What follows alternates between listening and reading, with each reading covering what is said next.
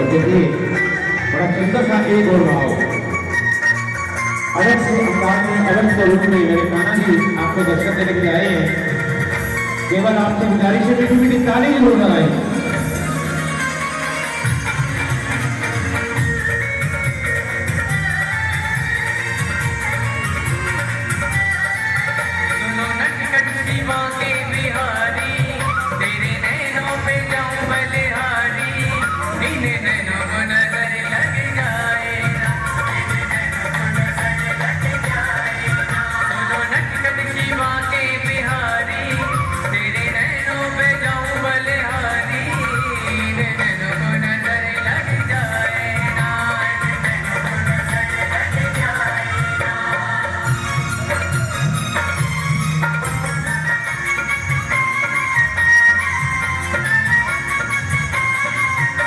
श्री राधे।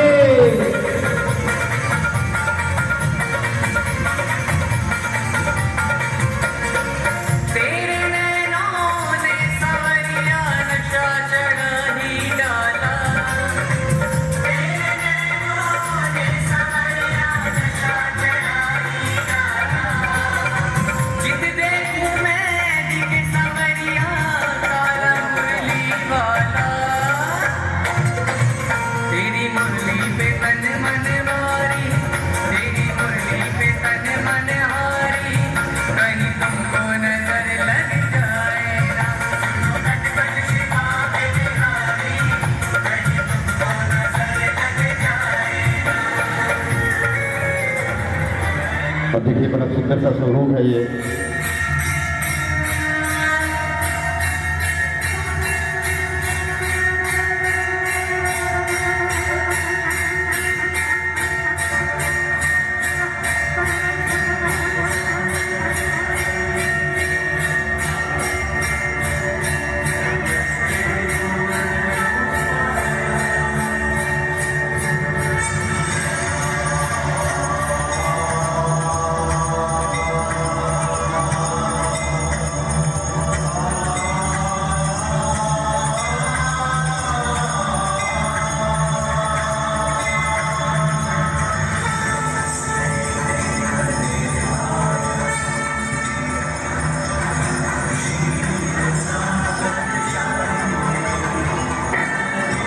कर्म योग से भक्ति योग और भक्ति योग से ज्ञान योग की प्राप्ति होती थी। मेरे विश्व रूप का दर्शन करना ही वास्तविक ज्ञान है अर्जुन।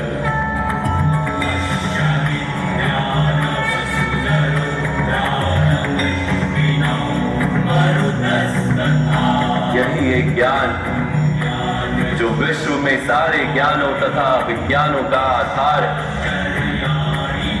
यही ज्ञान मुक्ति प्रदान करता है।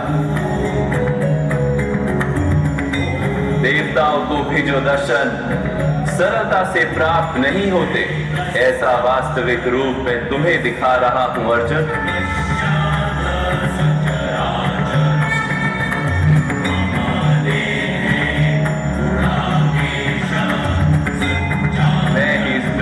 कण कण में वास करता हूं और ये पृथ्वी, सूर्य, चंद्र, नक्षत्र और तारा मंडल मेरे भीतर वास करते हैं।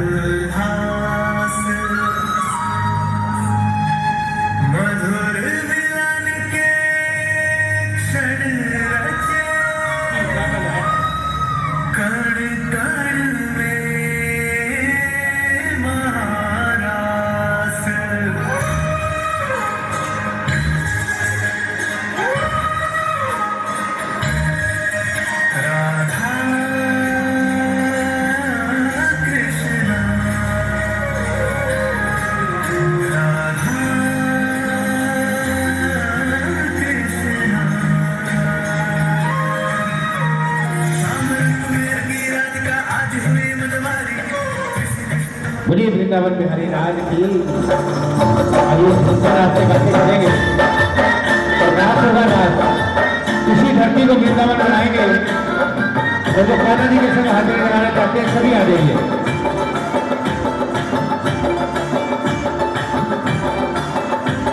आ जाइए सभी।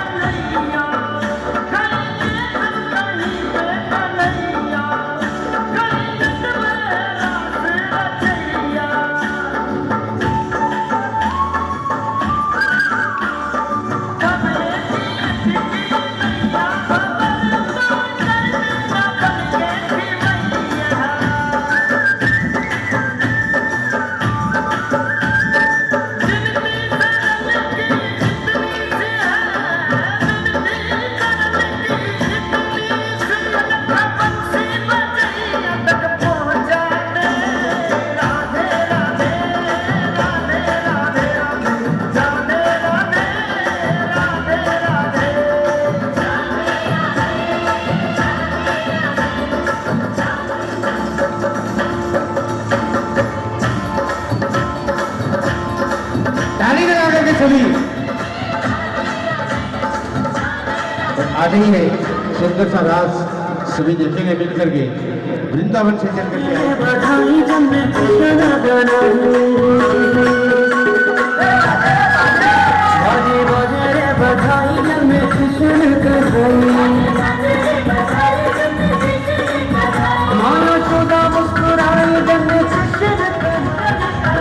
झूले पालना में बोले पालना में देखो मोरे कृष्ण कढ़ाई बाजे बाजे रे बधाई जन्म कृष्ण कढ़ाई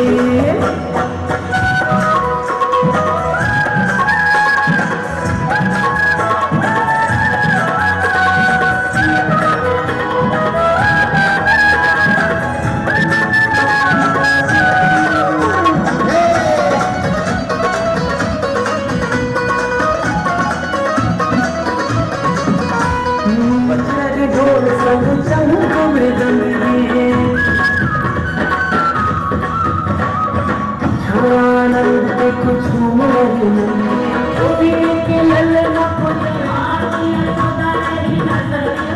पालना में देखो बाजे मुझे शहनाई बाजे बाजे रे बधाई जन्म कृष्ण कढ़ाई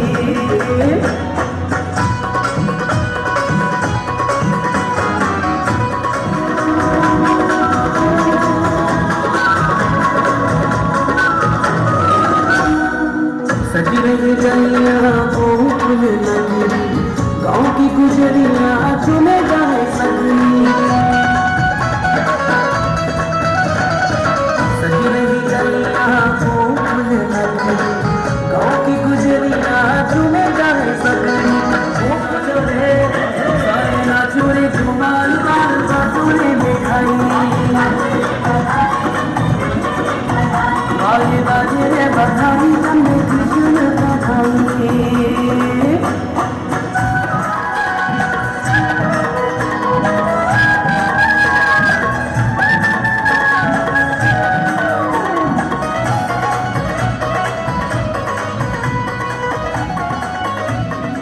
जुगल जोड़ी सरकार की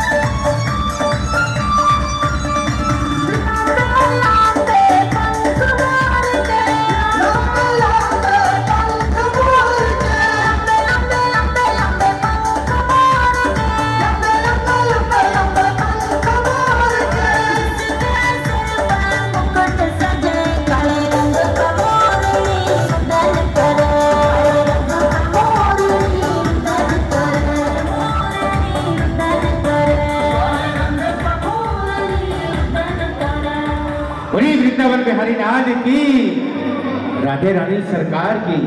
बुलावा था मन से मैं रह ना पाई, आया बुलावा मन से मैं रह ना पाई, अपने पति संग चढ़ के चढ़ाया दर्शन को आई, तेरी जय हो भवानी, तेरी जय महारानी, तेरी जय हो भवानी, तेरी जय महारानी। लाल चुनरी चढ़ाऊं जय जय, तेरी जोत जगाऊं जय जय, लाल चुनरी चढ़ाऊं जय जय, तेरी जोत जगाऊं जय जय। बस इतना वर पाऊं, बस इतना वर पाऊं, दर्शन को हर साल सदा सुहागन नहीं आऊं, सदा सुहागन नहीं आऊं। और तेरी जय हो भवानी, तेरी जय महारानी, तेरी जय हो भवानी, तेरी जय महारानी। तुम्हारे लिए दोनों हाथ में तालियां, जय हो।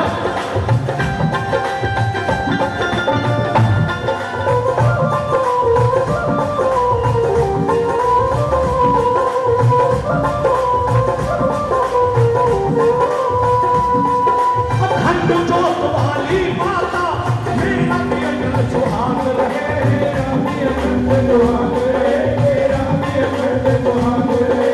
दोनों हाथ खोल के तालियों वाली माता, मेरा अखंड सुहाग रहे, मेरा भी अटल सुहाग रहे, मेरा भी अटल सुहाग रहे। सतखंड के चूड़ियां हाथों में, सिंदूर भरी मेरी मांग रहे, सिंदूर भरी मेरी मांग रहे, सिंदूर भरी मेरी मांग रहे। महके परिवार जय हो, महके परिवार जय हो, खिली बहार जय हो, कलियों की तरह मुस्काऊं, कलियों की तरह मुस्काऊं, दर्शन को हर साल सदा सुहागा नहीं आऊं, मैं सदा सुहागा नहीं आऊं। फिर जय हो भवानी, फिर जय हो भवानी, जय हो भवानी, फिर जय हो भवानी। दोनों हाथ की तालियां, जय हो।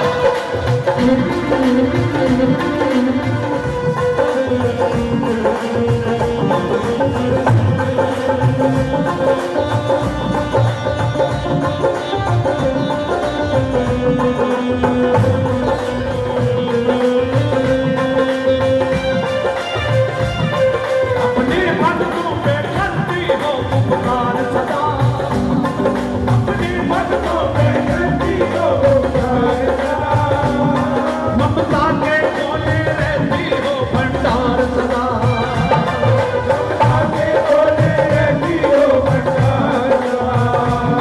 मैं तो आई तेरे पास जय जयकार, जय जयकार, जय जयकार। मैं तो आई तेरे पास जय जयकार, जय जयकार, जय जयकार। तेरी नित नित जोत जगाऊं, तेरी नित नित जोत जगाऊं, दर्शन को हर साल सदा सुहागा नहीं आऊं, सदा सुहागा नहीं आऊं।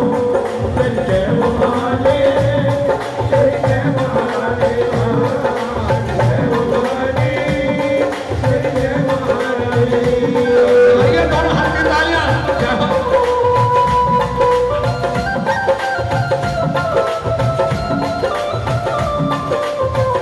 भवानी, दोनों हाथ में तालियों के साथ, मुझको मन दे महारानी, तेरी भक्ति में मैं तो मगन रहूं,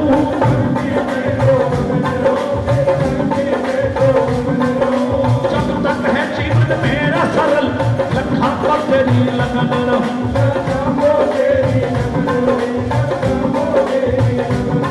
तेरा सच्चा दरबार जय हो, सच्चा दरबार जय हो, जय जयकार जय हो।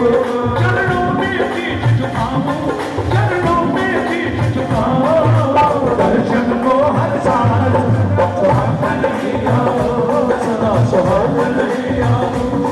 तेरी जय हो भवानी, तेरी जय महारानी, तेरी जय हो भवानी, तेरी जय महारानी, तेरी जय हो भवानी,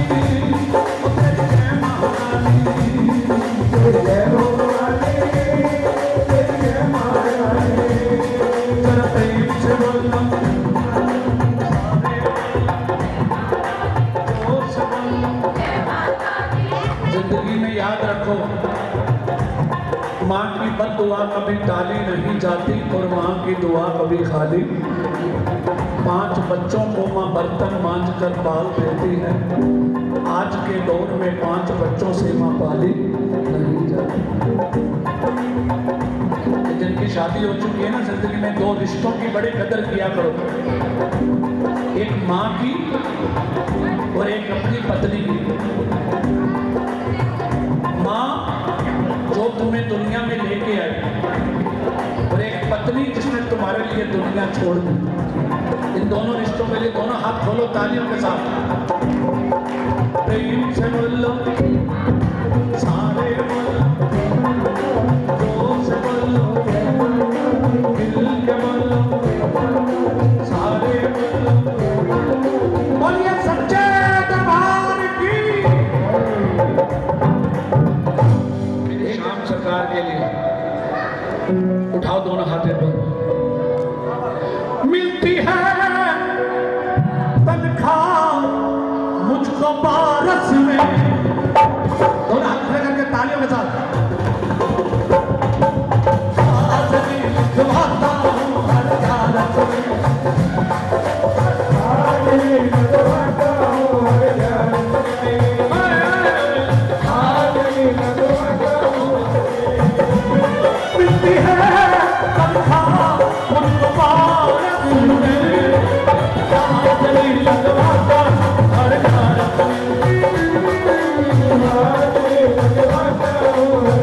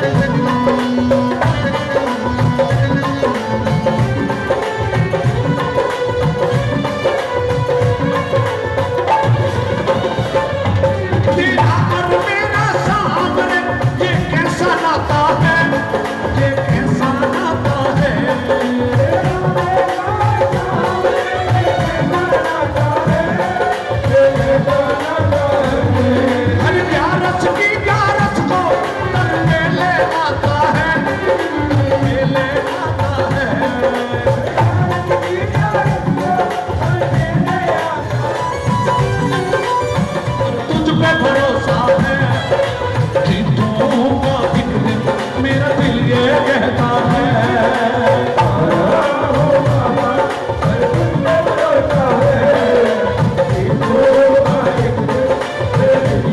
किसी की नाम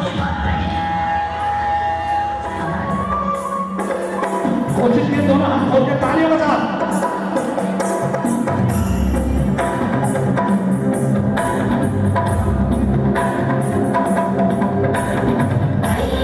नंदिनी नंदित मेदिनी विश्व विनोदिनी नंदनुते गिरिवर विंध्य शिरोधिनी वासिनी विष्णु विलासिनी विष्णुनुते भगवती देशिनि कंठ कुटुंबिनी भूरि कुटुंबिनी भूरि कृते जय जय हे महिषासुरमर्दिनि रम्यकवर्दिनि शैलसुते।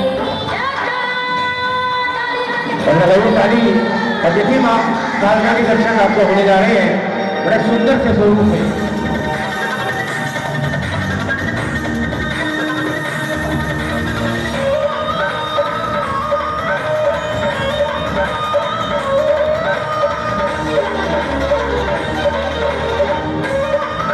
ताली लगाते हुए सभी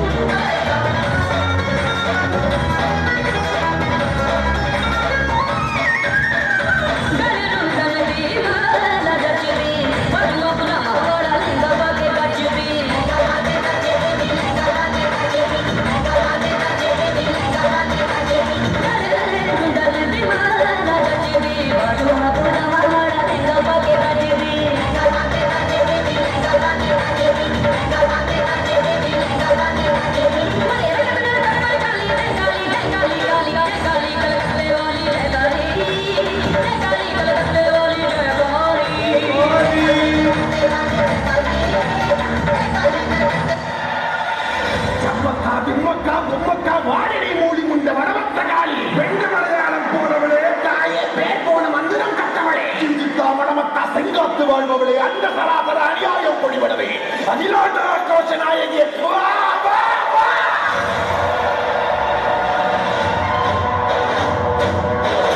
ये बड़ा सुंदर सा विशाल रूप देखने का कालका का ना कोई चिंता ना कोई है कालका माई के बनाए गए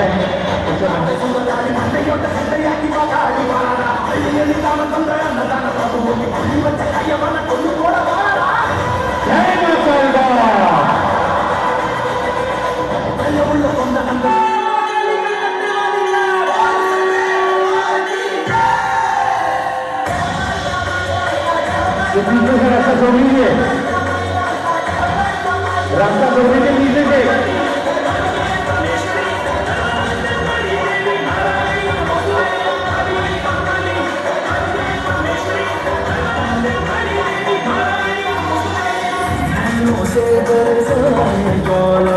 पहली है की मौलो नैनों से बरसाने बोलो, पहली है की मौलो आज नहीं की दो लोगों में काली को कोई रोक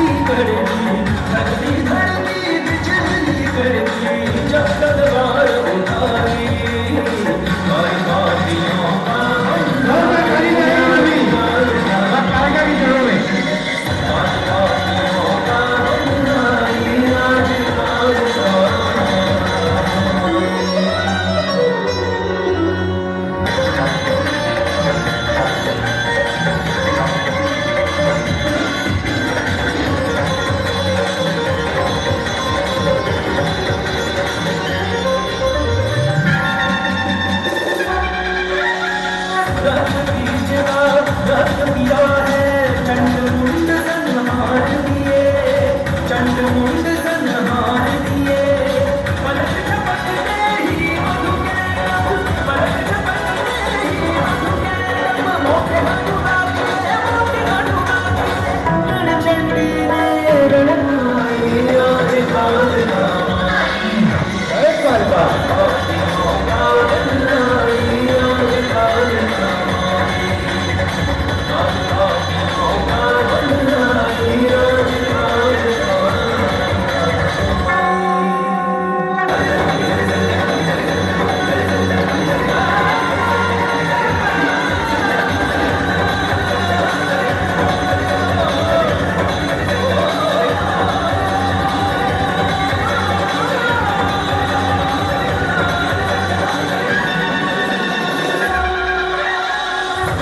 खोल कर दिया है तांडव मांगल कट्टे वाली ने मांगल कट्टे वाली ने आग लगा दी उधर जिधर भी आग लगा दी उधर जिधर भी दो बल्ले जोरदार ताली लगाइए माँ के सुंदर स्वरूप चलिए उसे देखी भस्म कर दिया उसे देखी जिसकी परछाई हर बातियों का ताली लगा करके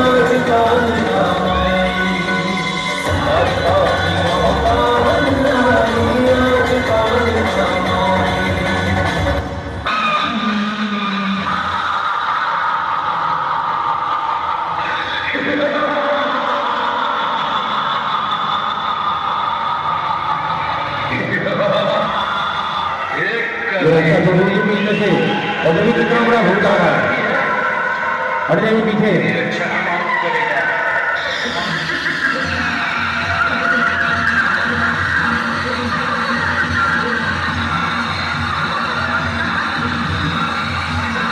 थोड़ा बच्चे दूर है बच्चों को दूर करके हो थोड़ा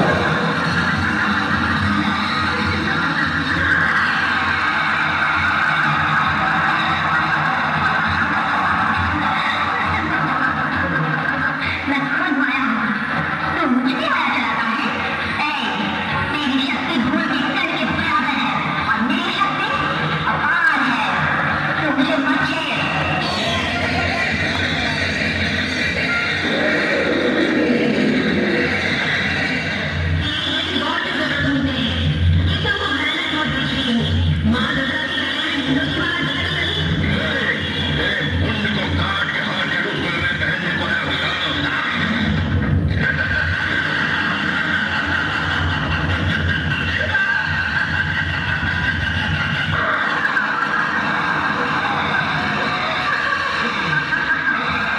तुमकी रक्षा करने वाली दुर्गा हूँ मैं और तुम जैसे पुष्प भक्त करने वाली सैनिक जोरदार ताली लगाइए माँ के स्वरूप के लिए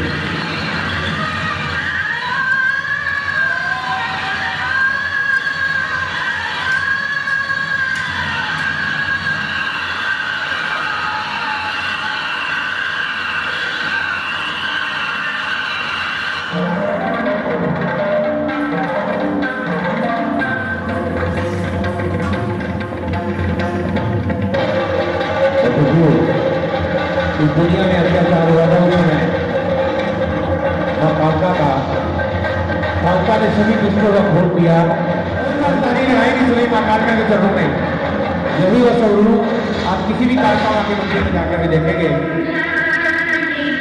और आइए जो माता देखना चाहते हो माता भी देख सकते माता देख करके माँ कालका का आशीर्वाद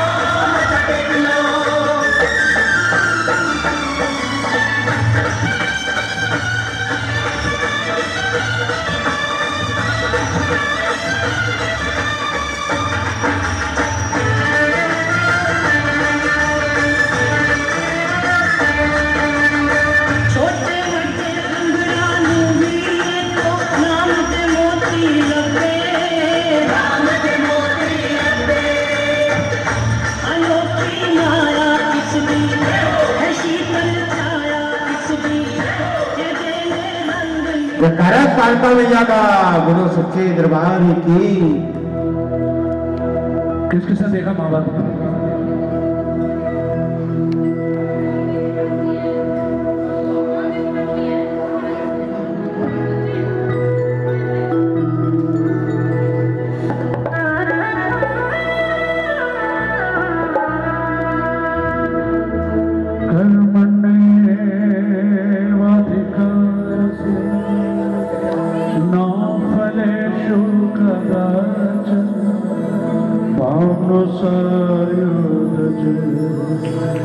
संभवानी युगे युगे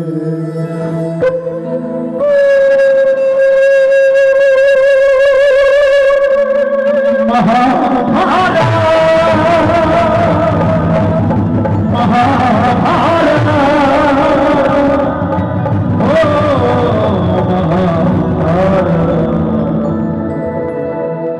महाभारत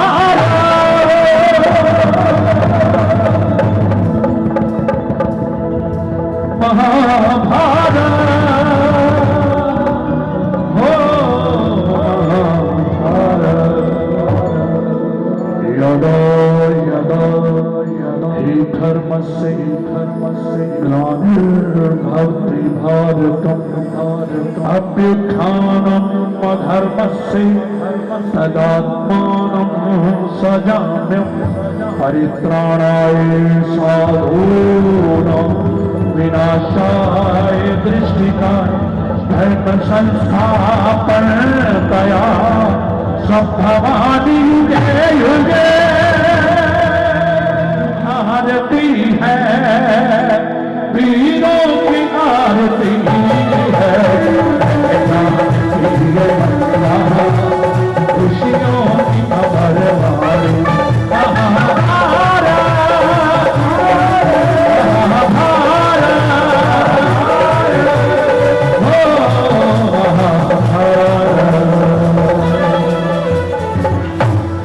जीवन को समझा रहा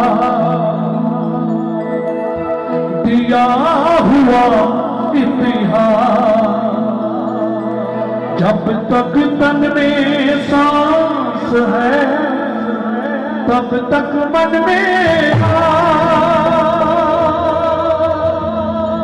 सीख हो बीते युगों से नए युग का करे स्वागत, करे स्वागत, करे स्वागत, करे स्वागत।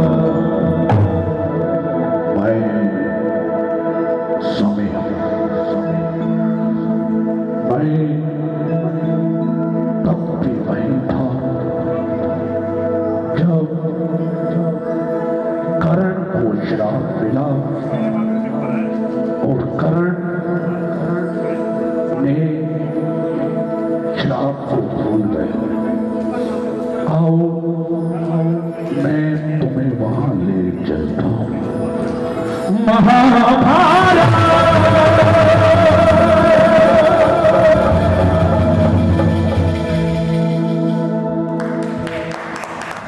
25 साल पहले गाता था।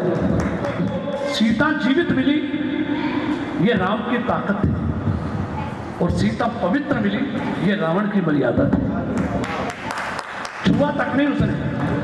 आओ, बड़ा सुंदर एक भजन है, ये उस समय का है जब रावण के सारे पुत्र चले गए ना, नितांत अकेला। इसलिए मैं तुम्हें भी कहता हूं, देखो सुनना, बड़ी सुंदर बात है ना। राम जी ने सीता की बात क्या की? मानी ना, अपनी भलाई तो नहीं कह रहे। रावण ने मंदोदरी की बात नहीं मानी। तो बड़ा सुंदर एक भजन है, आइए भैया की फरमाइश पूरी कर रहा हूँ। आओ जी। पांचों से। और ये भजन देखो भाई साहब किनका लिखा हुआ है, पूर्व प्रधानमंत्री अटल बिहारी वाजपेयी साहब का। वाजपेयी साहब ने भजन बना। मैंने सीता हरी हरी के लिए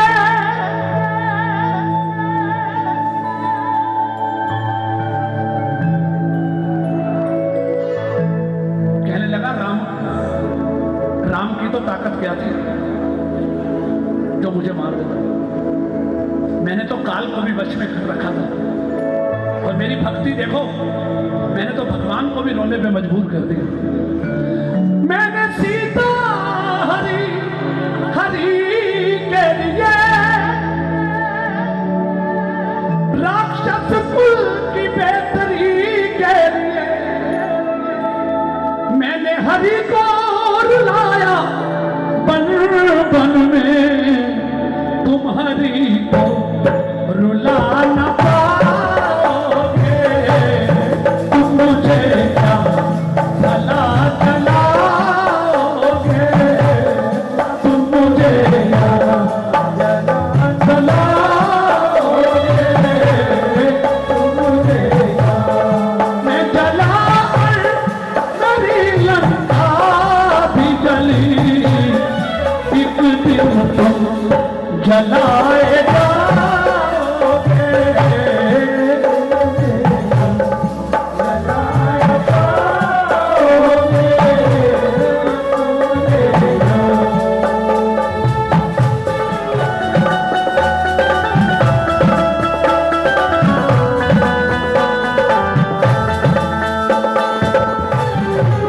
किस किस की मैं बाहें काटूं, किस किस को मैं आग लगाऊं, किस किस की मैं बाहें काटूं, किस किस को मैं आग लगाऊं। और आज कलयुग में घर घर में है रावण बैठा, इतने राम कहाँ से राम, इतने राम कहाँ से राम, इतने राम कहाँ से राम। इसमें क्या है आज अच्छा भाई साहब, पहलवान आदमी और पैसे वाला होता है, उससे दुनिया डरती है। पहले राम से रावण डरता था, आज रावण से राम डरते हैं,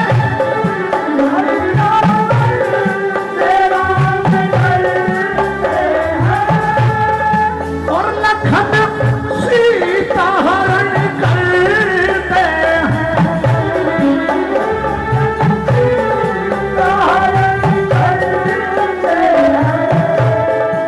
हक छीनता है भरत भाई का, शत्रुता शत्रुघ्न में पाओगे, तुम मुझे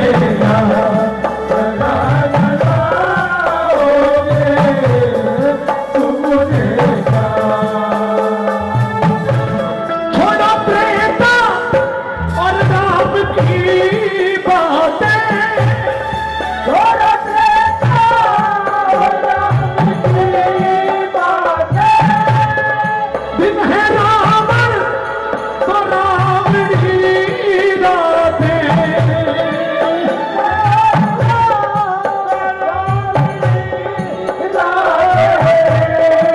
आज घर घर में मिले रावण, आग किस किस को तुम लगाओगे, तुम मुझे क्या लगा पाओगे, तुम मुझे क्या।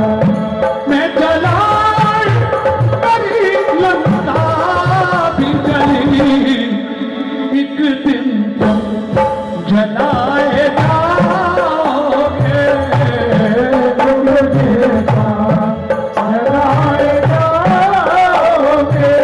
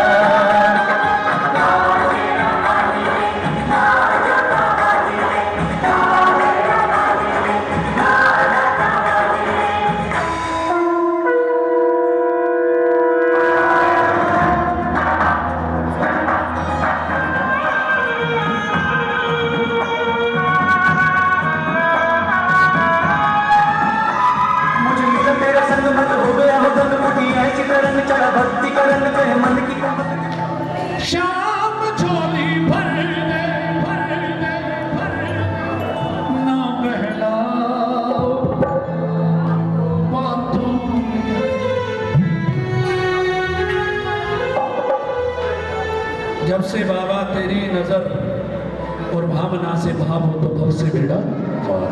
बात भाव की है और भगवान तो भाव के मुख है। आइए दोनों हाथ खोल के बड़ी बड़ी तालियों के साथ आइए। पर तेरे शाम चोली पर देना बहना हो बातों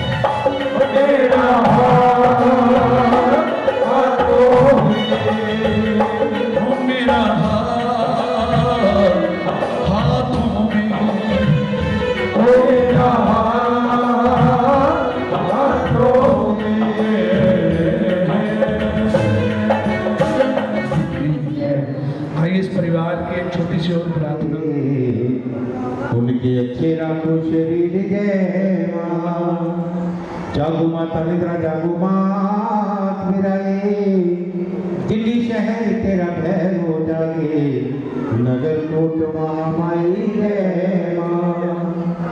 जागो माता निद्रा तेरा जागर भेजा होया, ना बच्चे ने शीश चढ़ाया शेराबादी,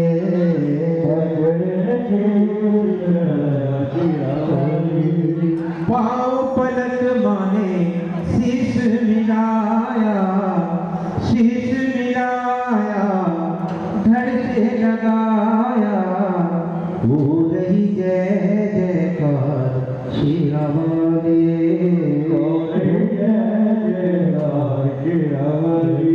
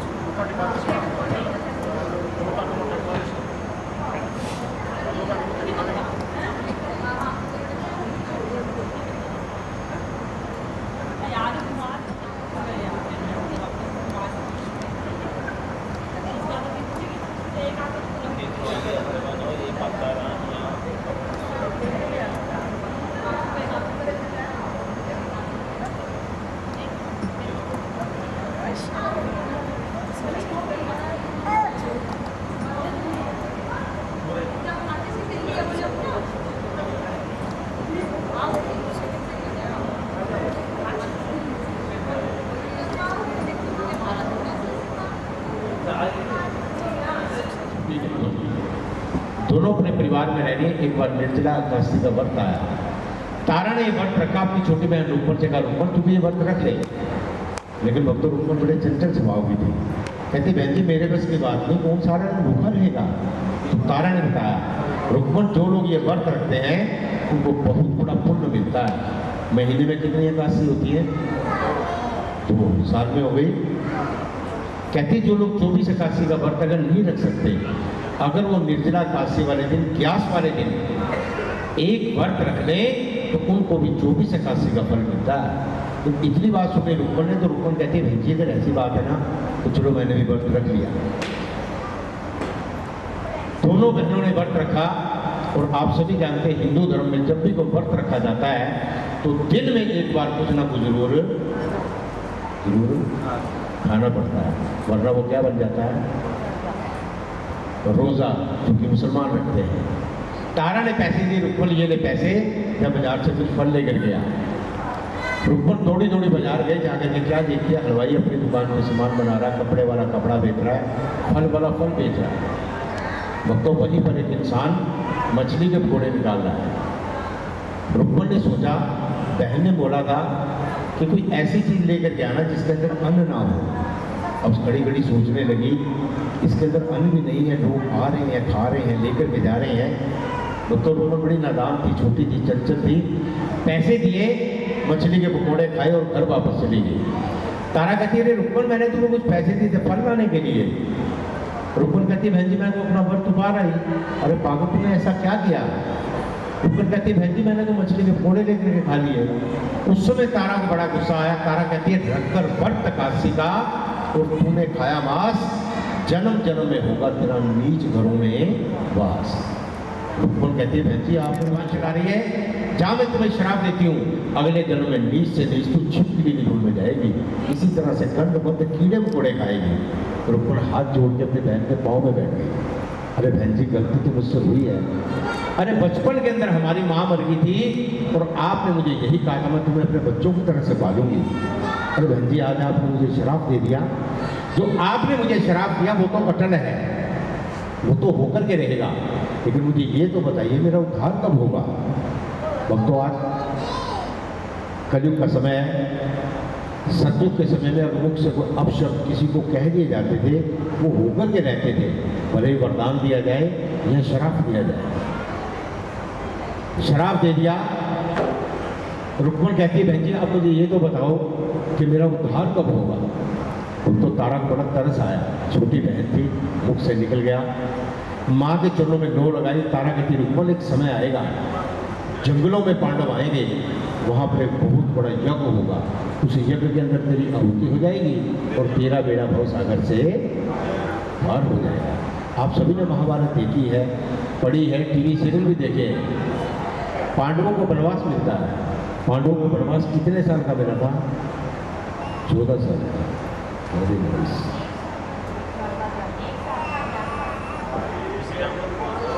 12 साल का वनवास मिला था और 1 साल का अज्ञातवास मिला था। 14 साल का वनवास श्री रामचंद्र जी को मिला था। कैसे जय माता दी। अब पांडवों को वनवास मिला, पांडव जंगलों में घूम रहे हैं। 3 महीने कई साल बीत गए। एक दिन पांडवों ने भी ऐसे ही माँ के नाम की पावन जोत जगाई और माँ के चरणों में प्रार्थना की कि माँ हम तेरे बच्चे हैं, बच्चों से गलती होती है लेकिन माँ अपने बच्चों को माफ करती है। और भक्तों समय आकाशवाणी हुई, अरे पांडवों अगर तुमने मेरे दर्शन करने हैं तो उस सामने वाले पहाड़ की खुदाई शुरू करो। पांडवों ने माँ का कहा माना। जैसे उस पहाड़ की खुदाई शुरू की, वहाँ से उन्हें की चंदन की चौकी मिल गई, गंगा जल से भरी हुई गागर मिल गई, सोने की एक माँ की मूर्ति मिली और लौंग इलायची पान सुपारी केसर कैरी मिल गया। इतना सामान पांडवों को मिला तो पांडवों ने सोचा कि हमें इतना माँ का सामान मिला है, चलो यहाँ पर माँ के नाम का एक यज्ञ बचाते हैं, क्योंकि आरती के अंदर 2 लाइनें आती हैं। पांडवा ने मंदिर बनाया सारी रहनदा। एक रात के अंदर पांडवों ने माँ के नाम का मंदिर बनाया। वो मंदिर आज भी कांगड़ा जिले में है। पांडवों ने मंदिर बनाया, वहाँ पर एक जागरण का आयोजन किया और उस जागरण के अंदर समस्त देवी देवताओं को इनवाइट किया, बुलाया। जैसा कि आज जैन साहब ने आप सभी को बुलाया है। जिनको जैन साहब ने बुलाया जरा हाथ खड़ा करके बताना। आप पीछे कर दीजिए। अब जरा वो हाथ खड़ा करके बताइए जिसको मेरी माँ ने बुलाया। हाथ पीछे कर दीजिए। असलियत में बुलावा तो माँ के नाम पे है। हमारे जैन साहब ने तो काफ़ी लोगों को बुलाया था। कितने आदमी को खड़ा था? 200 बुलाया। लेकिन भक्तों पास में रहता था एक दरवासा ऋषि। पांडव उस ऋषि के पास गए, अरे ऋषि जी हमारे घर में जागरण है भी, आपने भी आना है। तो ऋषि कहता है कि तुम्हारे जागरण पे कौन कौन लोग आ रहे हैं? पांडव कहते हैं हमारे जागरण में तो ब्रह्मा विष्णु महेश राम जी कृष्ण भगवान समस्त देवी देवता हमारे जागरण में आएंगे।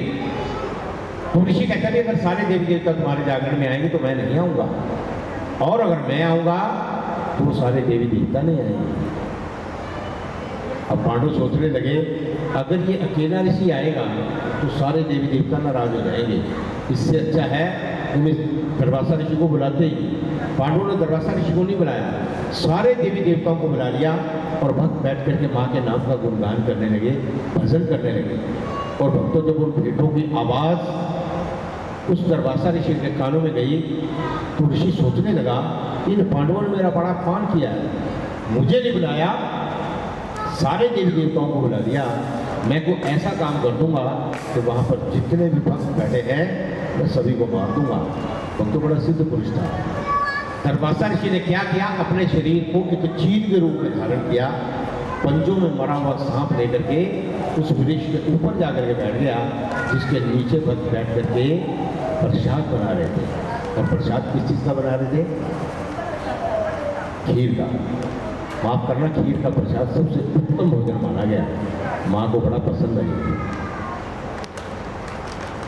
और आपने देखो कितना अच्छा इंतजाम किया था, बहुत बढ़िया। दरवासा ऋषि बैठा हुआ सोच रहा है कि कब इन भक्तों को नींद आए और ये मरा हुआ सांप इस खीर में डाल दूं, ताकि सुबह भक्त प्रसाद खाएंगे और प्रसाद खा के सारे मर जाएंगे, मेरा बदला पूरा हो जाएगा।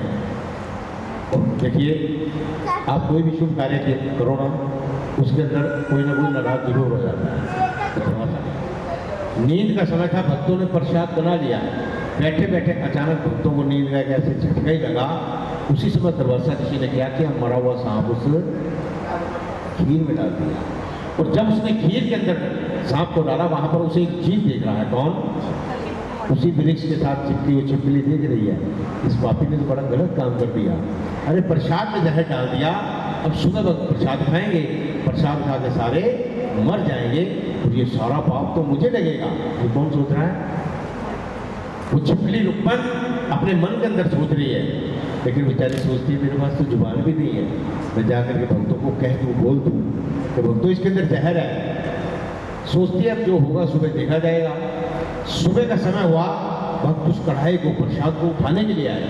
भक्तों ने जैसे उस कढ़ाई को उठाया, उसी समय छिपकली ने उसके ऊपर छलांग लगा दी। अब गर्म गर्म प्रसाद था, नन्ही सी जान थी, प्रसाद के ऊपर गिरते छिपकली मर गई। भक्तों ने जैसे प्रसाद के ऊपर छिपकली को देखा, उसे श्राप दे दिया, जा नीचनी, तेरा नीचों के घर में वास हो। उस छिपकली की आत्मा रो पड़ी कि आज इन भक्तों के लिए मैंने अपनी जान दी है, अरे इन भक्तों ने मुझे ही श्राप दे दिया। सोचती शायद मेरे कर्मों में कुछ ऐसा ही लिखा था।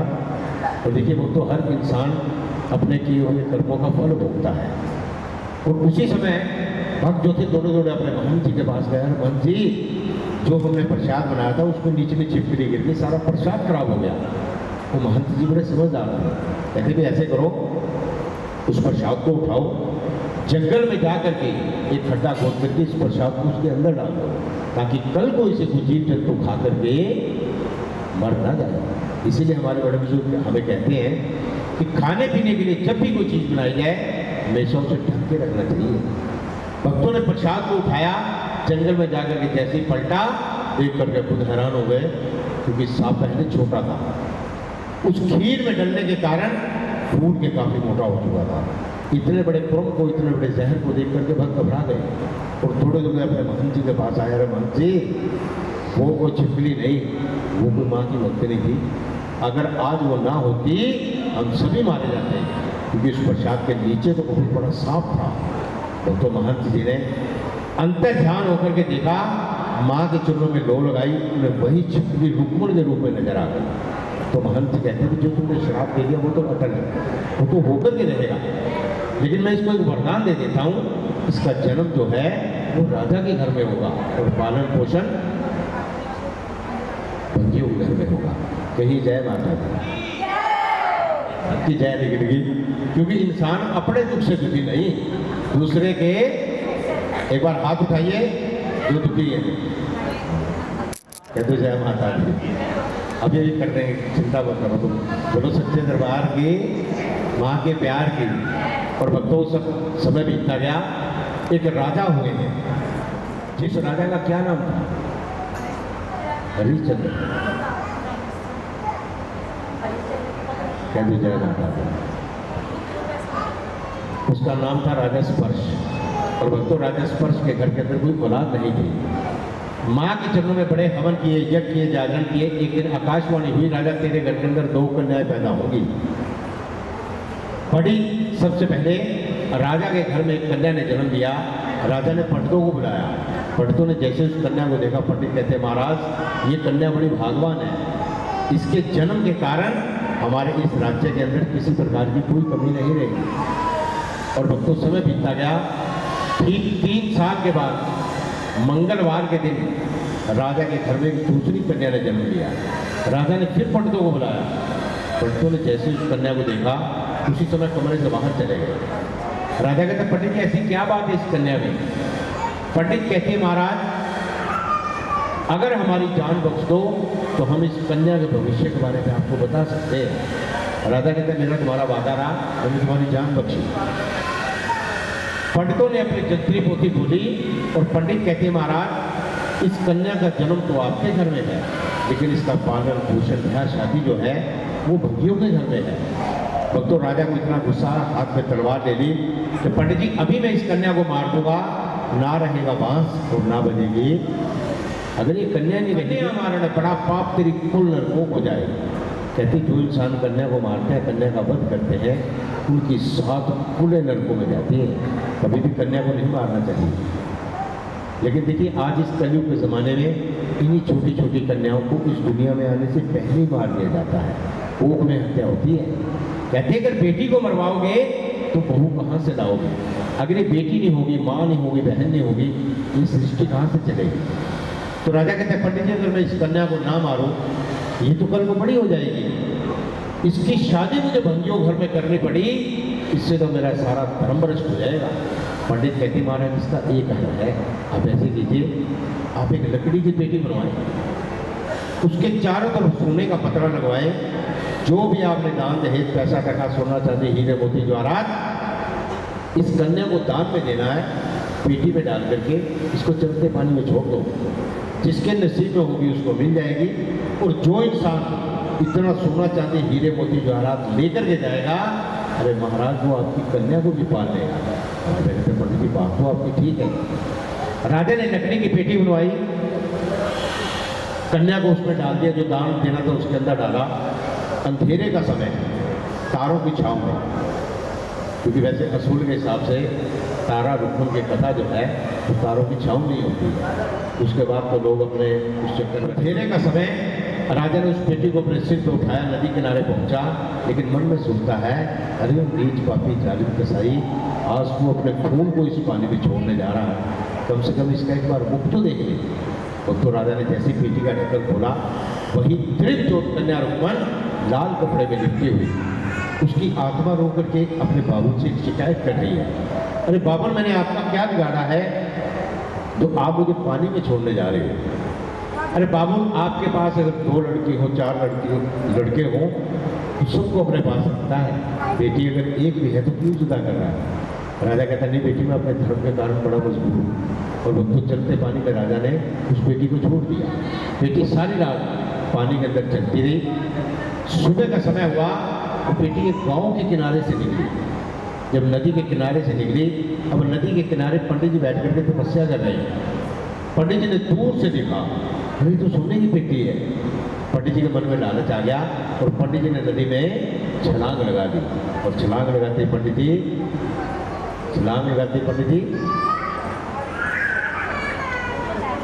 डूब गए। छलांग लगाते पंडित जी डूब गए, मरवाओगे किसी ने आएगा तो पंडित वो पेटी और गहरे पानी के अंदर चली गई। पंडित जी ने उसको पकड़ने की बड़ी कोशिश की, लेकिन पंडित जी तैरना नहीं जानते थे, इसीलिए नदी से बाहर आ गए।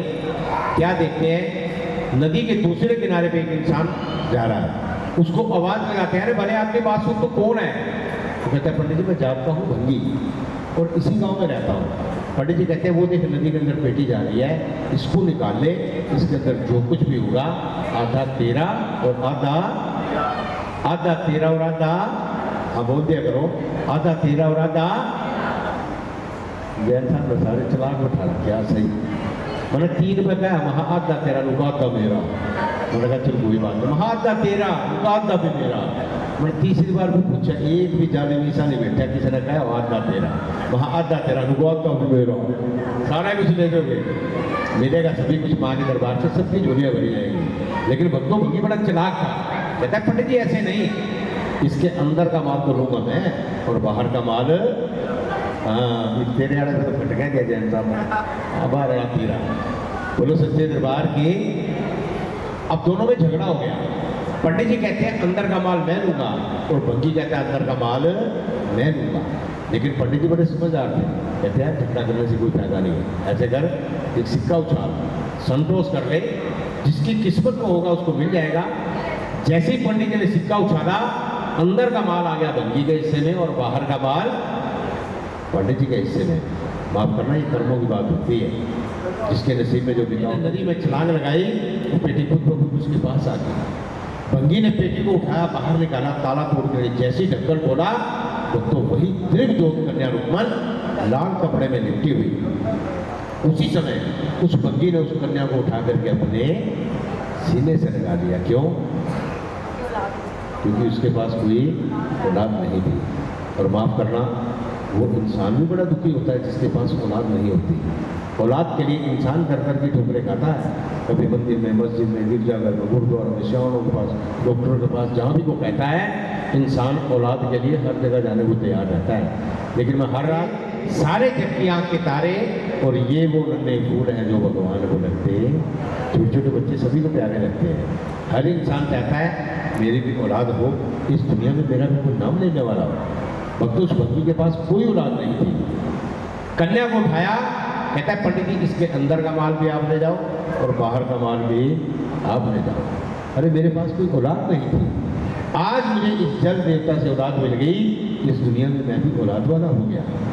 भंगी ने कन्या को उठाया, सारा सामान पंडित जी को दे दिया और भंगी उस कन्या को लेकर के अपने घर की ओर जा रहा है। अब तो दूर से उसकी धर्मपत्नी भंगन ने देख लिया, अरे भंगी के हाथ में बच्चा। तो मन में सोचती ये बच्चा किसी न किसी का चोरी करके लाया, क्योंकि हमारे पास तो कोई औलाद ही नहीं है।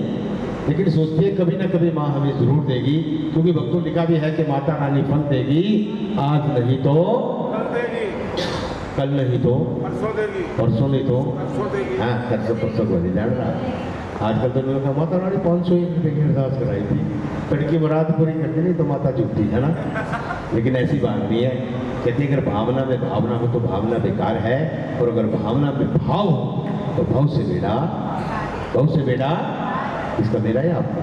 उस समय वो भंगी कहता है भगवान ये बच्चा मैं किसी का चोरी नहीं करके लाया, ये तो मुझे जल देवता से मिला है। कहते परमात्मा जिस भी जीव को इस दुनिया के अंदर जन्म देता है उसका खाने का इंतजाम पहले कर देता है। ऐसी माँ की कृपा हुई, उस भंगन ने नहा धो करके साफ सुथरे वस्त्र डाल करके माँ के नाम की पावन जोत जगा करके जैसे इस कन्या को अपनी गोद में लिया, इस भगवती माँ का ऐसा करिश्मा हो गया, ऐसा जलवा हो गया कि उस भंगन को नीर आ गया, दूध की धार आ गई। बोलिए सच्चे दरबार के।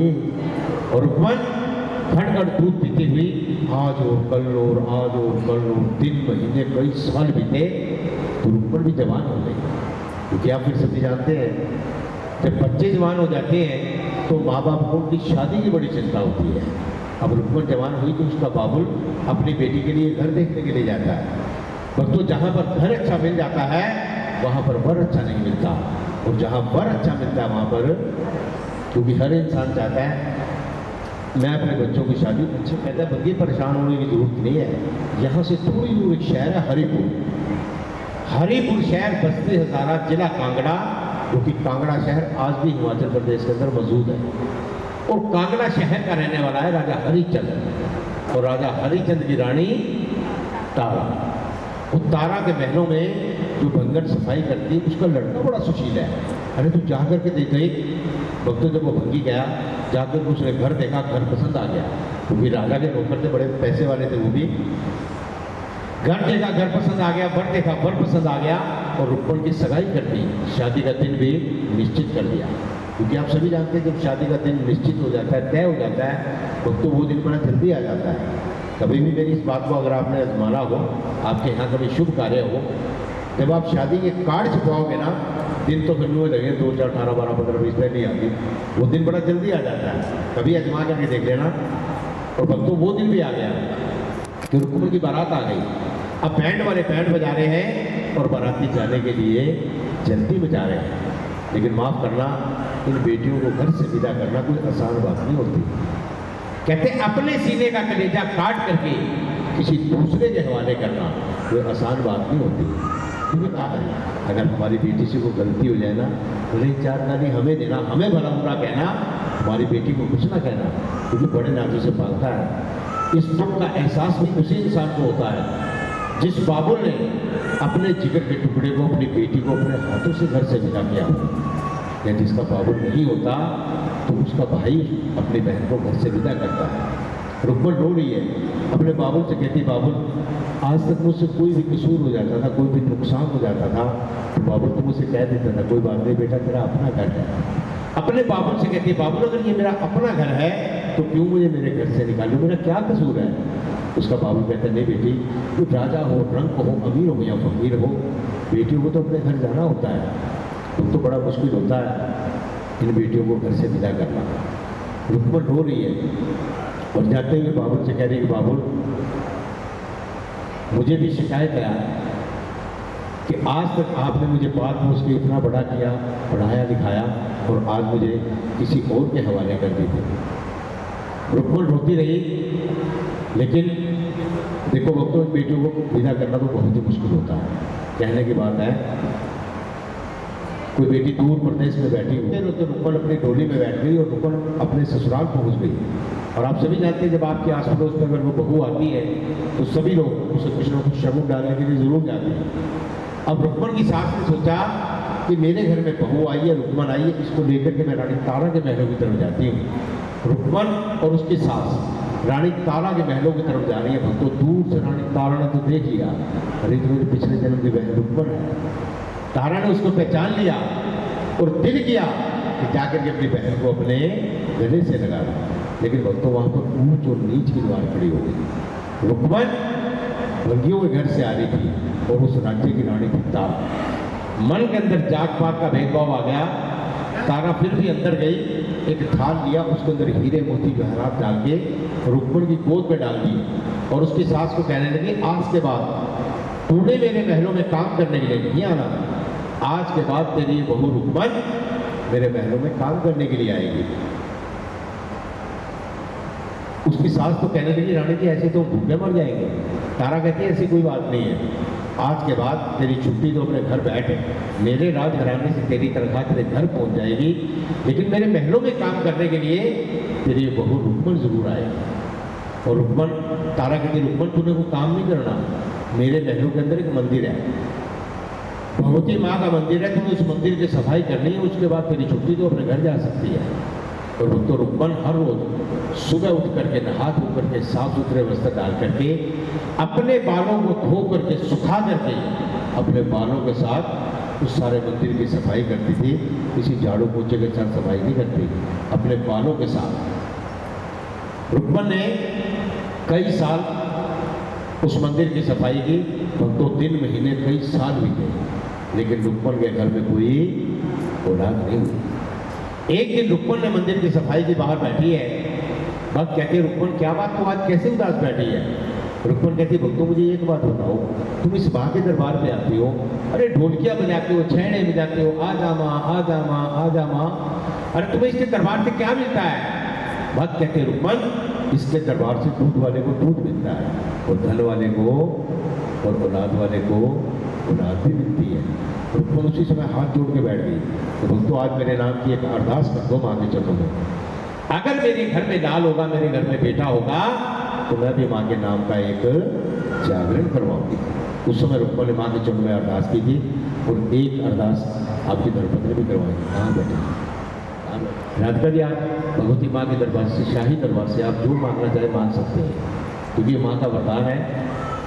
जहाँ पर बच्चे बैठ करके मेरे नाम का गुणगान करेंगे, ये अरदास जो बच्चे अरदास करवाते हैं, माँ 1 साल में अपने बच्चों की मनोकामना अवश्य पूर्ण करती है।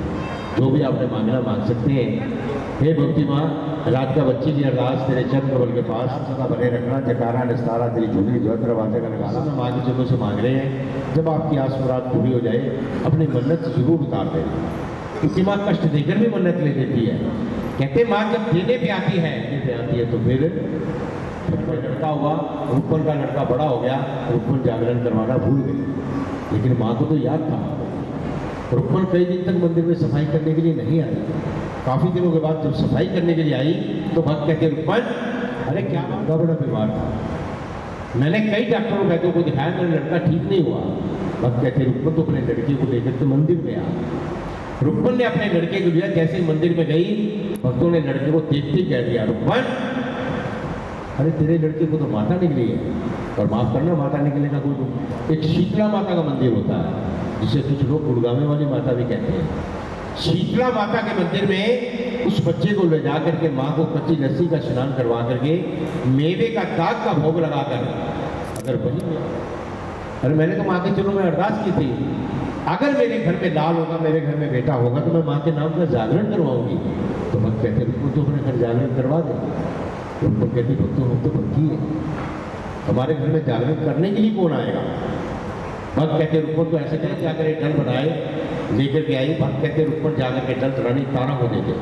रुक्मन और जब रानी तारा को डल दे रही थी वहां पर उसे एक इंसान देख रहा है। कौन?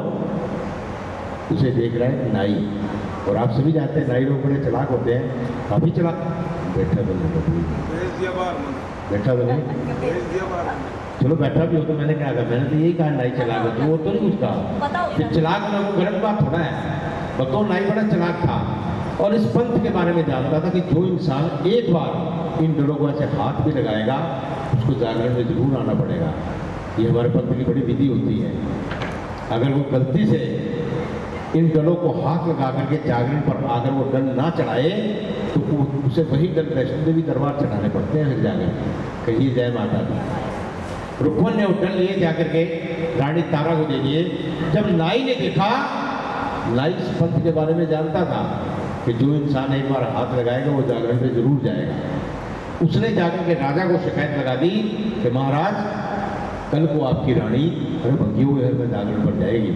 और राजा कहते रहे नाई ऐसा नहीं हो सकता, मेरी रानी पतिव्रता स्त्री है, मेरी इजाजत के बिना भंगियों के घर में जागरण पर नहीं जाना है। आप ऐसे करो, आप अपनी उंगली मुझे दो, इसके ऊपर मैं उस तरह के साथ कट लगा दूंगा, इसके ऊपर थोड़ा नमक और थोड़ा मिर्च भर दूंगा, ऊपर से पट्टी बांध दूंगा, दर्द के कारण ना आपको नींद आएगी ना आपकी रानी जागरण पर।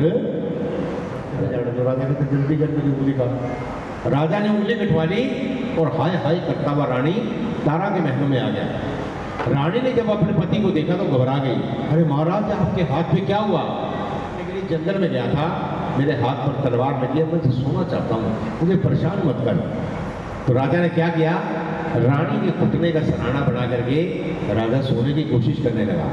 राजा सोचता है जैसे तो मुझे नींद आएगी नहीं, गलती से कहीं मुझे नींद आ गई, जैसे रानी अपना घुटना निकालेगी मेरी नींद खुल जाएगी, मैं रानी को जाने नहीं दूंगा। लेकिन भक्तों जिसे ये माँ बुला लेती है इस दुनिया, रानी ने माँ के चरणों में पुकार की। उन महलों के अंदर इतनी मस्त हवा चली, इतनी ठंडी हवा चली कि राजा को नींद आ गई और रानी जागरण की तरफ जा रही है। क्या देखिए पहरेदार आराम से सोए पड़े हैं। नींद खुली तो राजा सोचने लगा, वो नाई तो बिल्कुल ठीक कह रहा था कि आपकी रानी जागरण में जरूर जाएगी। तो राजा ने क्या किया, रजाओं के वस्त्र उतार दिए, आम वस्त्र डाले, राजा भी रानी के पीछे पीछे जा रहा है। रानी जागरण में पहुंची, भक्तों को कह रही है भक्तों जल्दी करो, माँ को भोग लगाओ, जल चढ़ाओ, जल्दी करो, कहीं ऐसा ना हो मेरा राजा आ जाए। लेकिन भक्तों राजा दरवाजे के झरोके से देख रहा कि रानी अंदर बैठी है। उस समय रानी जाने लगी। भक्त कहते हैं रानी तू ये प्रसाद खा। रानी कहती है भक्तों मैं पतिव्रता स्त्री हूँ, पहले मैं अपने पतिदेव को भोग लाऊंगी और बाद में मैं वो सत्तू के धर्म बदली थी आजकल वाली थी, तो मटर पनीर की बनाई सब्जी, पनीर तो चाट के आप मटर छोड़ दिए, साथ में पति देवाओं में खा लेंगे। ऐसे ही अंदर बैठी है, दरवाजे से बाहर जाने लगी। राजा को देख करके हैरान हो गई। राजा कहते रानी तेरी गोद के अंदर क्या है? रानी कहते महाराज पंथ का रास्ता बड़ा भारी है, कभी किसी का पंथ नहीं देखना चाहिए। अब राजा जिद में आ गया कि रानी मैं तेरी गोद जरूर देखूंगा। भक्तों रानी ने जैसे ही अपने गोद के अंदर देखा उसे भक्ति माँ की तस्वीर नजर आ गई। बोलिए सच्चे दरबार की। रानी को हौसला हो गया। रानी कहती है महाराज मैं आपको गोद तो जरूर दिखाऊंगी, लेकिन जैसे मैं कहूंगी आपको वैसा करना पड़ेगा।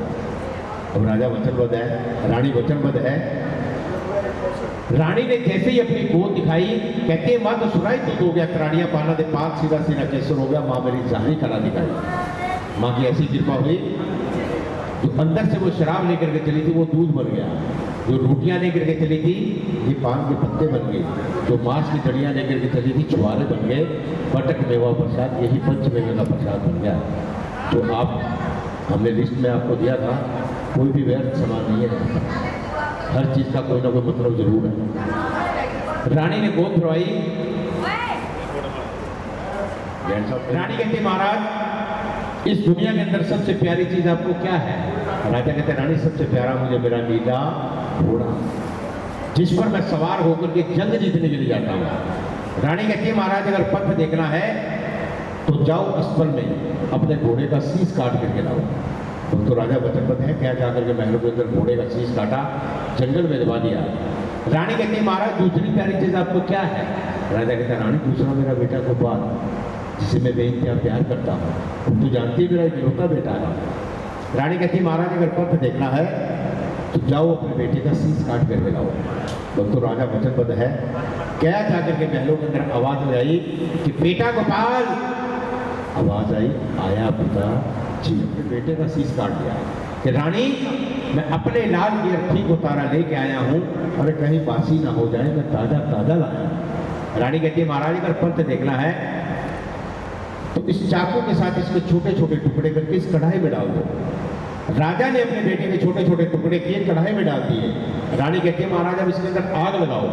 राजा कहता नहीं रानी, रसोई करना औरतों का काम है, रसोई करना रात का। राजा कहता रानी अगर तेरी माँ के अंदर शक्ति है तो आज इसके अंदर आग अपने आप जलनी चाहिए। तो उस समय रानी ने माँ ज्वाला जी को याद किया था। बोलिए ज्वाला मैया की। देखिए भक्तों ज्वाला माँ का आज भी नाम है। ज्वाला माँ ने दर्शन दिए, बेटे का मांस पक करके तैयार हो गया। रानी कहती जाओ महाराज महलों से 5 कटोरी लेकर के आओ। राजा कहते रहे रानी तो 5 कटोरियों का क्या करेगी? रानी कहती है महाराज पहली कटोरी मैं माँ को भोग लगाऊंगी, दूसरी कटोरी आपका घोड़ा खाएगा, तीसरी कटोरी आपका बेटा, चौथी आप और 5वीं मैं। राजा कहता रानी तो क्यों मेरे मन को बहका रही है? अरे घोड़े को मैंने मार दिया, जंगल में दबा दिया, बेटे को मार दिया, उसकी सब्जी बना दी। रानी कहती महाराज आपने मुझे वचन दिया था, जैसे मैं कहूँगी आपको वैसा करना पड़ेगा। कह दूँ जय माता दी, छोड़ दो थोड़ी देर के लिए, सब मिक्स हो। राजा गया जाकर के 5 कटोरी लेकर के आया। पहली कटोरी रानी ने माँ को भोग लगा दिया, दूसरी कटोरी थी लो महाराज जाओ अस्पताल में अपने घोड़े को खिला करके आओ। भक्तों राजा वो कटोरी लेकर के जा रहा होले होले जैसे अस्पताल के नजदीक पहुंचा, लेकर के चला था बेटे की सब्जी, हटाया कपड़ा बन गए, छोड़ क्या बन गए? क्या देखता है वही घोड़ा अस्पताल में बंधा हुआ है। घोड़े को चने खिला दिए, लेकिन मन के अंदर पाप है। सोचता है रानी बड़ी चालाक है, इसने घोड़ा को बाजार से ला करके बांध दिया, वैसे कम मानूंगा जब मुझे मेरा बेटा भी लाएगी। राजा गया रानी के पास। रानी कहती है महाराज ये लो कटोरी और जाओ महलों में अपने बेटे को खिला करके आओ। राजा ने वो कटोरी ली, जाकर के महलों के अंदर आवाज लगाई कि बेटा गोपाल, बेटा गोपाल। बड़ी आवाज लगाई लेकिन गोपाल नहीं आया। उस समय राजा को बड़ा गुस्सा है। रानी अरे तेरे कहने के कारण मैंने घोड़े को मार दिया, तुमने घोड़ा को बाजार से ला करके बांध दिया, लेकिन ये हीरे जैसे बेटे कभी बाजार से नहीं मिलते। इतना गुस्सा, हाथ में तलवार ले ली कि रानी अब तू जहाँ मुझे मिलेगी वहीं तुझे मार दूंगा, जहाँ मेरा बेटा गया आज मुझे भी वहीं पर पहुँचा दूंगा।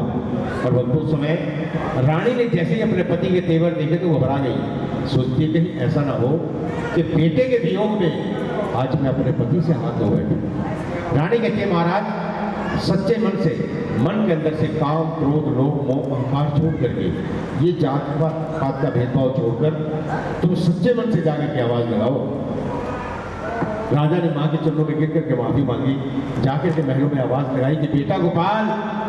आवाज आई, आया पिता जी। राजा ने अपने बेटे को सीने से लगाया, चूमा चाटा, बेटा मैंने तुम्हें मार दिया था। गोपाल कहते, पिताजी आपने मुझे नहीं मारा था, थोड़ी देर पहले यहाँ पर एक त्रिवजोत कन्या शेर पर सवार होकर के आई। अरे पिताजी उसने मुझे ऐसे ऐसे पदार्थ खिलाए, मैंने आपके राजपाट में आज तक ऐसे पदार्थ कभी खाए ही नहीं। तो राजा कहता, मैं तो कब से बातें लगा रहा था। गोपाल कहता, पिताजी जब पहले आपने एक आवाज़ लगाई तो वो त्रिवजोत कन्या मुझसे कहने लगी, बेटा जब तक तेरे पिता के मन से पाप नहीं खत्म होगा, जात पात का भेदभाव नहीं खत्म होगा, मैं तुम्हें तेरे पिता से नहीं मिलने दूंगी। जब दोबारा आपने आकर के आवाज़ लगाई तो वो कन्या कहती, जा बेटा अब तेरे पिता के मन से पाप खत्म हो चुका है।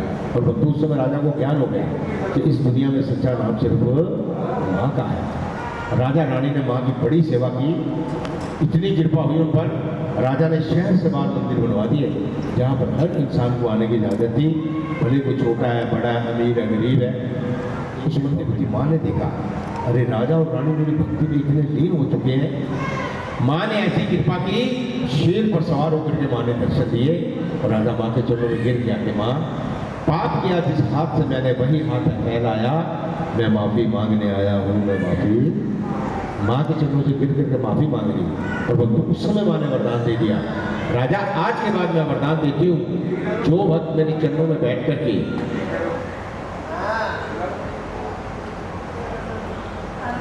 मेरे चरणों में बैठ करके मेरे नाम का गुणगान करेंगे, भजन करेंगे, वो केवल मात्र कीर्तन ही माना जाएगा। जहाँ पर भक्त बेटे बोल करके उसके बाद तारा जी ऊपर जी कथा करेंगे, कथा के बाद आरती अरदास होगी, वो जागरण मेरे चरणों में कबूल होगा, प्रमाण होगा। तो लाख लाख बधाई हो जैन साहब आपको, आपके परिवार को, आई संगत को, आपका भी जागरण भक्ति माँ के चरणों में निर्विघ्न कबूल हुआ, प्रमाण हुआ। आइए अब पावन आरती करेंगे। आरती के बाद आप सभी को माँ के चरणों का प्रसाद, फल का प्रसाद यहीं से मिलेगा, हलवे चलेगा उधर टेबल से मिलेगा, और पंचमेवे का प्रसाद अगर किसी को नहीं मिला तो जैन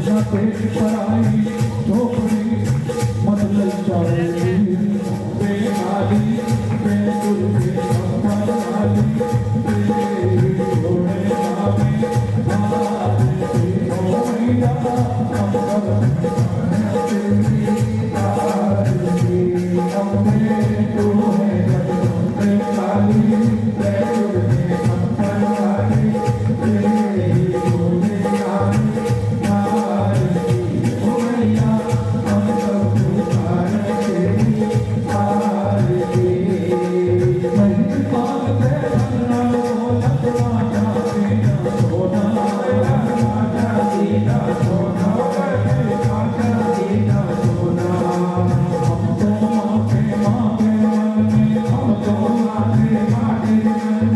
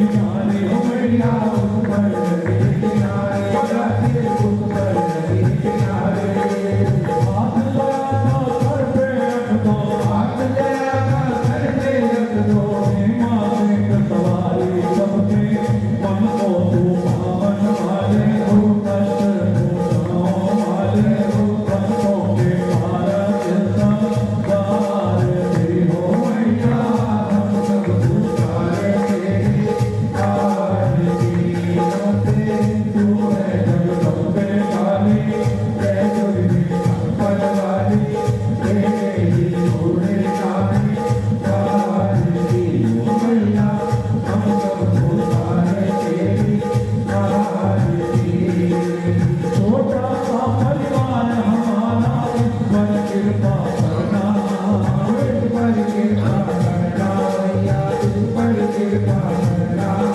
खाली झोली लेके खड़े माँ खाली झोली लेके खड़े माँ सबकी झोली भरना सबकी झोलियाँ भरने वाले हो मंगल को भरने वाले हो भक्तों के भारत संसार तेरी हो मैया हम सब पुकारे तेरी आरती तू है जगदम्बे काली जय दुर्गे संकर वाली तेरी घोड़े काली आरती हो मैया हम सब पुकारे तेरी आरती अष्टमी है दिन से कौन पर भीड़ लगे मारी भीड़ लगी मारी मैया भीड़ लगी मारी अष्टमी है दिन से कौन पर भीड़ लगे मारी भीड़ लगी मारी मैया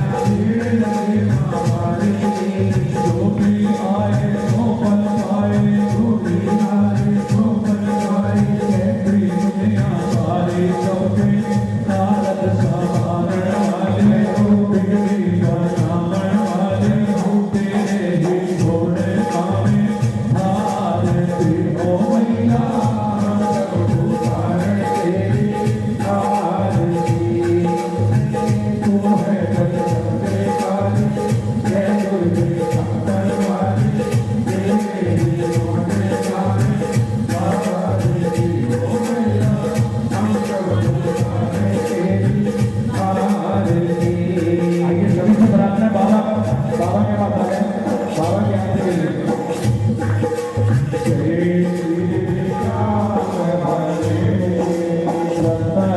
रतन सिंहासन सिर पर चमन डूबे बाबा सिर पर चमन डूबे सन के सरिया पाओ सन के सरिया पाओ उनकर नमन करे ओम जय श्री श्याम हरे बल पुष्पों की माला सिर पर मुकुट धरे बाबा सिर पर मुकुट धरे देवत धूप अपने पर देवत धूप अपने पर दीपक लोक जले ओम जय श्री श्याम हरे मोदक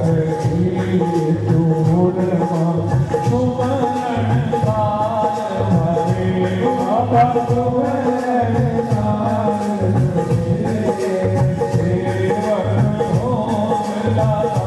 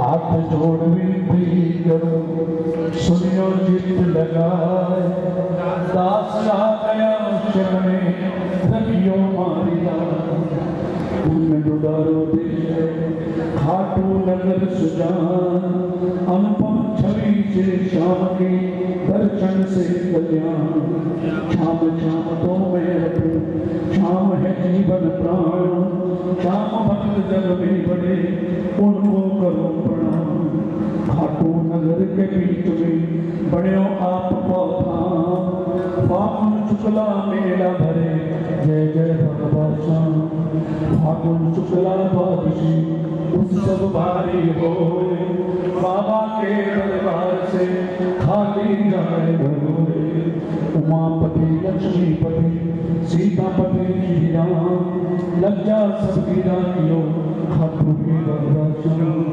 पान सुपारी इलायची अतर सुगंध भरपूर सब भक्तन की विनती दर्शन देव हजूर आलू सिद्धो प्रेम से हरे श्याम को ध्यान श्याम भक्त पावे सदा श्याम कृपा से दान बोल करो श्याम प्यारे चिट्टानी का दुख कटे शरीर का चिट्टानी का दुख कटे शरीर का ये बाबा सबके दुखों को सबके पूरे करो चिट्टानी का दुख कटे शरीर का तेरा घर में आना तेरिया भेटा नहीं आना वीरा वेदा दरवाजा को भवन पूजा तेरा भवन पूजा तेरा भवन पूजा तेरा भवन पूजा तेरा भवन पूजा बोले सच्चाई ढोला वाली माता तेरी सदाई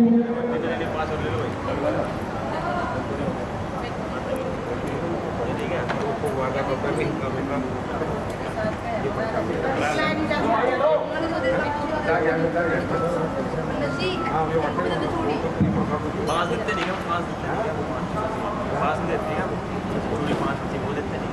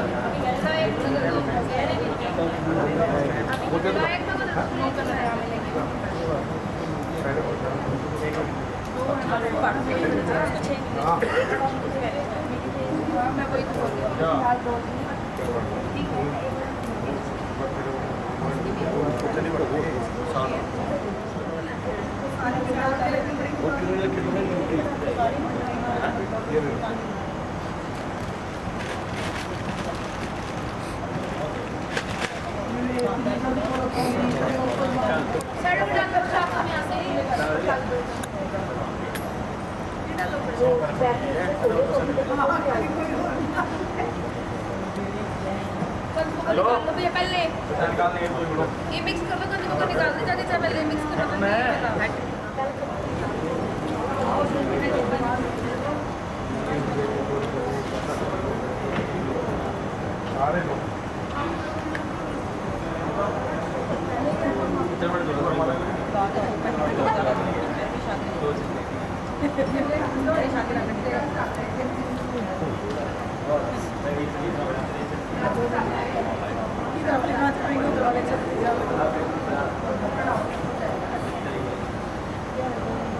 ਨਾਲ ਵੀ ਕਾਟ ਦਿੱਤਾ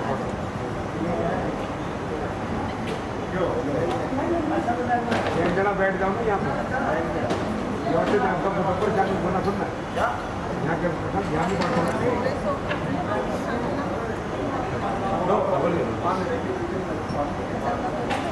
नहीं लगा बैठ जाओ और आपको बैठ दो सुनो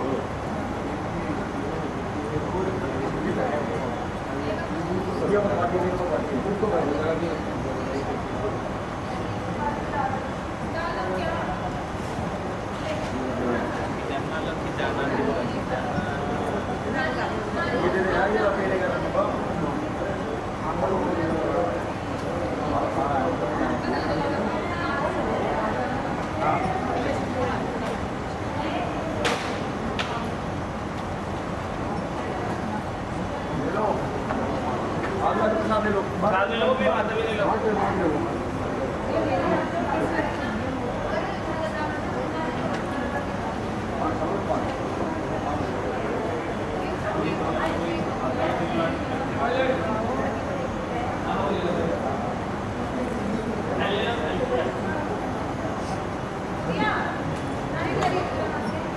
Yeah.